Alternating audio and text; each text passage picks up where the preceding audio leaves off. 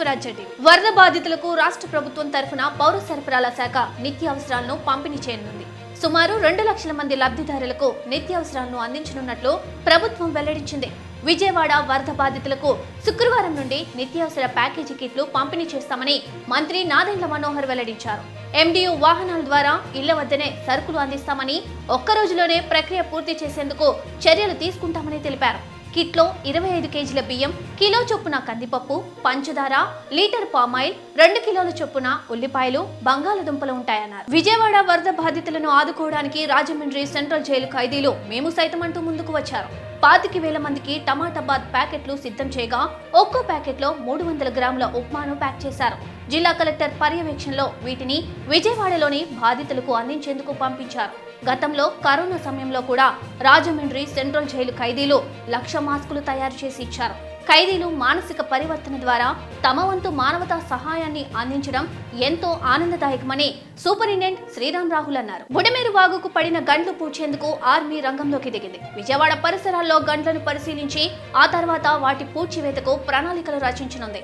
మరోవైపు ఏపీ ప్రభుత్వం చేస్తున్న ప్రయత్నాలకు సహకరించేందుకు ఆర్మీ నిపుణులు ఇప్పటికే విజయవాడ చేరుకున్నారు. సీఎం చంద్రబాబు నాయుడు అభ్యర్థన మేరకు కేంద్ర ప్రభుత్వం రాష్ట్రానికి 40 మంది ఆర్మీ ఇంజనీర్ల బృందంను పంపించింది. బుడమేరు వాగు ఆధునీకరణ కోసం పనులు ప్రారంభిస్తే 2019లో జగన్ రద్దు చేశారని, అందుకే ఈ జల విలయం వచ్చిందని చంద్రబాబు మండిపడ్డారు. తెలుగు రాష్ట్రాల్లో వరద బాధితుల సహాయార్థం తెలుగు చిత్ర పరిశ్రమ కీలక నిర్ణయం తీసుకుంది.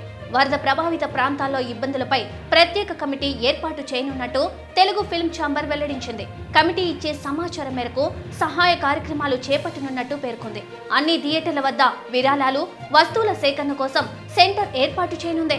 ఫిల్మ్ ఛాంబర్ తరఫున ఏపీకి 25 లక్షలు, తెలంగాణకు 25 లక్షలు, అలాగే తెలుగు ఫిల్మ్ ప్రొడ్యూసర్స్ తరఫున ఏపీకి 10 లక్షలు, తెలంగాణకు 10 లక్షలు, అదేవిధంగా ఫెడరేషన్ తరఫున ఒక్కో రాష్ట్రానికి 5 లక్షలు విరాళంగా ప్రకటించారు. ఏపీ సీఎం చంద్రబాబు కీలక ప్రకటన చేశారు. వరద ప్రభావిత ప్రాంతాల్లో ఈ నెల కరెంటు బిల్లుల వసూలుపై ఊరటనిచ్చే విషయం చెప్పారు.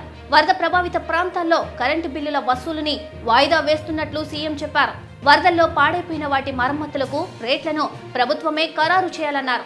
ఎవరికి ఇష్టం వచ్చినట్లు వాళ్ళు రేట్లు డిమాండ్ చేసి ప్రజలను దోచుకోకుండా చూడాలని సీఎం చంద్రబాబు సూచించారు. వరదల్లో దెబ్బతిన్న వాహనాల రిపేర్లు, ఎలక్ట్రానిక్ పరికరాల రిపేర్లు, గ్యాస్ స్టవ్ల రిపేర్లు, ఇలా ఏ రిపేర్కు అయినా ఒక రేటును ప్రభుత్వం నిర్ణయిస్తుందని సీఎం చంద్రబాబు వెల్లడించారు. ఆన్లైన్లో ఇలాంటి సేవలు అందించే వారితో సంప్రదింపులు జరుపుతున్నట్లు సీఎం చంద్రబాబు పేర్కొన్నారు. సిపిఎం ప్రధాన కార్యదర్శి సీతారాం యేచూరి ఆరోగ్యం అత్యంత విషమంగా ఉంది. ఈ మేరకు ఆయనకు వెంటిలేటర్ పై చికిత్స అందజేస్తున్నట్లుగా ఢిల్లీ ఎయిమ్స్ వైద్యులు తెలిపారు. ఇటీవలే న్యూమోనియాతో బాధపడుతున్న ఆయనను కుటుంబ సభ్యులు ఆగస్టు 19న ఎయిమ్స్ లోని ఎమర్జెన్సీ విభాగంలో చేర్చారు. పరిస్థితి విషమించడంతో వైద్యుల పర్యవేక్షణలో ఐసీయూలో చికిత్స అందిస్తున్నారు. ప్రస్తుతం ఆయన ఆరోగ్య పరిస్థితి అత్యంత విషమంగా ఉందని ఎయిమ్స్ వర్గాలు తెలిపాయి. ప్లాస్టిక్ వ్యర్థాల ఉత్పత్తిలో భారత్ ప్రపంచంలోనే ప్రథమ స్థానంలో ఉందని కొత్త అధ్యయనం ఒకటి పేర్కొంది. దేశంలో ఒక ఏడాదిలో 10.2 మిలియన్ టన్నుల ప్లాస్టిక్ వ్యర్థాలు ఉత్పత్తి అవుతున్నాయి. ఇది 2వ అతిపెద్ద ప్లాస్టిక్ వ్యర్థాల ఉత్పత్తిదారు కంటే 2 రెట్లు అధికం. ఈ జాబితాలో నైజీరియా, ఇండోనేషియా తర్వాత 4వ స్థానంలో ఉన్న చైనా వ్యర్థాల తగ్గింపునకు అద్భుతమైన కృషి చేస్తోంది.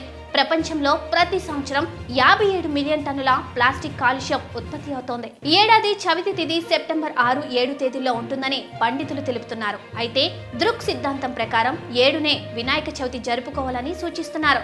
ఉదయం 11:03 నుండి మధ్యాహ్నం 1:30 మధ్యలో గణేశుడి విగ్రహ ప్రతిష్టాపనకు శుభముహూర్తం ఉందని పేర్కొన్నారు.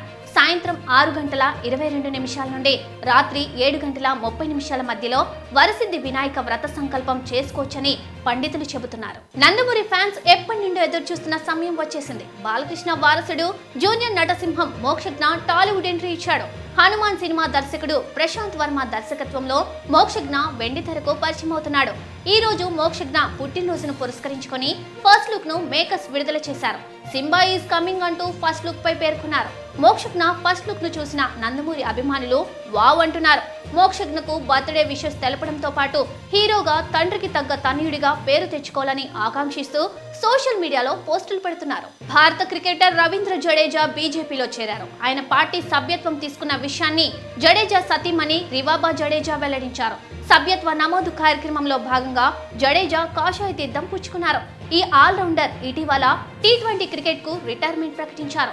తాజాగా పార్టీలో చేరడంతో ఆయన ప్రత్యక్ష రాజకీయాల్లో పాల్గొంటారనే చర్చ మొదలైంది. రివాబా ఇప్పటికే గుజరాత్ లోని జామ్నగర్ నుండి బీజేపీ ఎమ్మెల్యేగా ఉన్నారు. Save a life. Download uBlood app. uBlood for the new blood.